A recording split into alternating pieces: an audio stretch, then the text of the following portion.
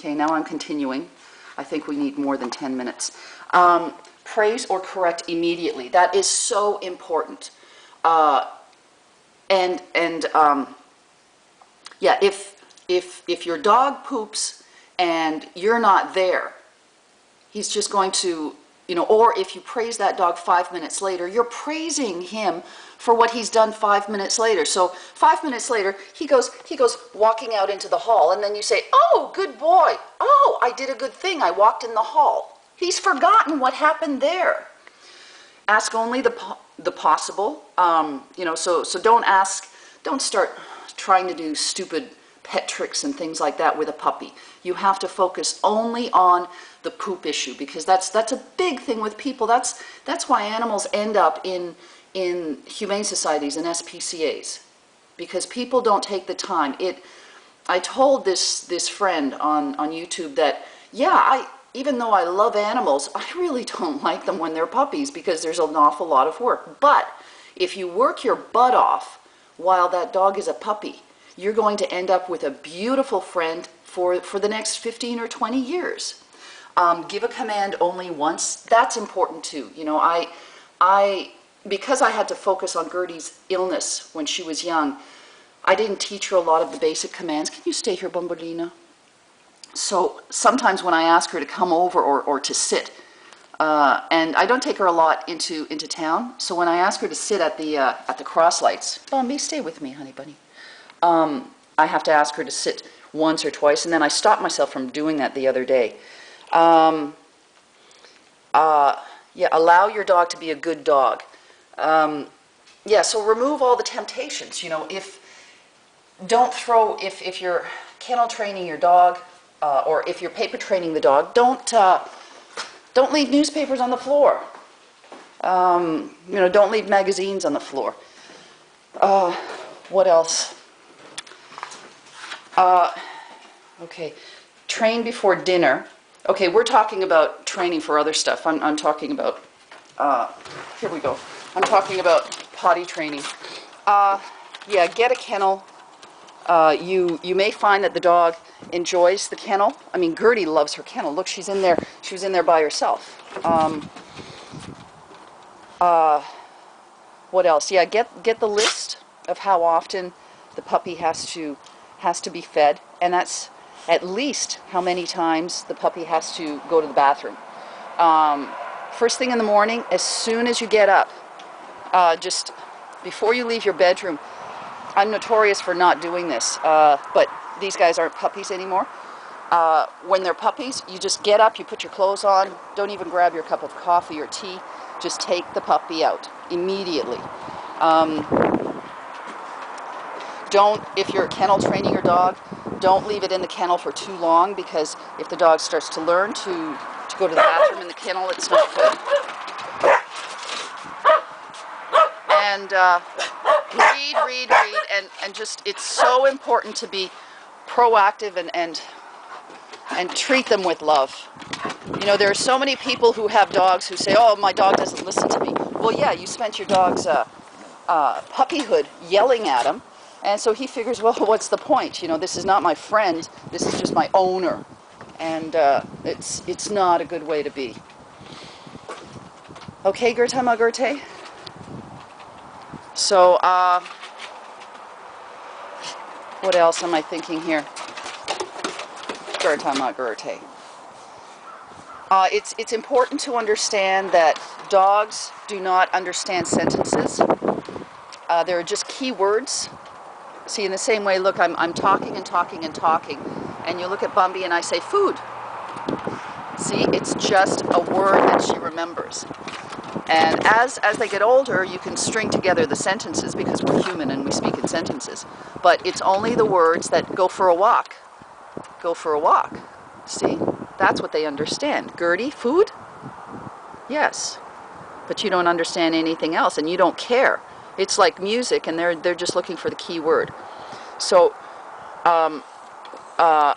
another thing I wanted to mention as well, never use the dog's name when you're using the negative no. You never say Bambi no. You can say something like Bambi. It's the inflection. the dog is going to, all that puppy understands is inflection in your voice. So if you have just a couple of commands, which is all that's recommended. Oh, sitting on me, are you? That's all that's recommended at that early age. Let's say, you know, your command for going to the bathroom, I use pee-pee or pee-pee time, and the name. And I tell you, you can do so many things just with the different way that you enunciate the words. What's that? Oh, that's my umbrella, Bambolina. So I've done that with the cats as well. It works with the cats. And with cats, there's even a lower, hey, guys, there's a lower level of understanding with words. But I don't know if you've noticed on my videos, when I speak with my cats, it's almost exclusively just their name. You know, Asali, Asali. You know, it's totally different. Asali. You know, they respond to just the way you talk. So that's really, really important. And it's a lot better.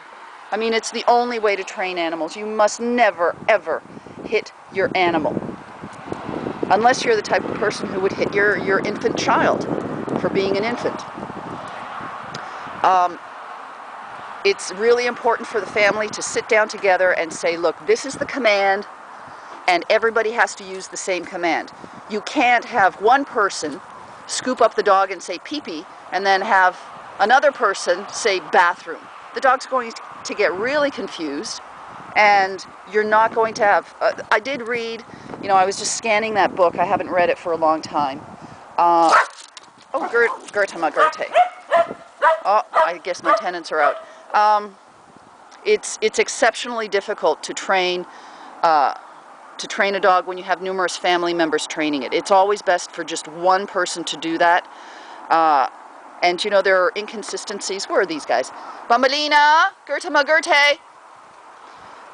You know, you'll find, for instance, with my brother's house, they were trying to train their dog, and grandmother was there every day, and grandmother would be cooking in the kitchen and constantly feeding this dog treats.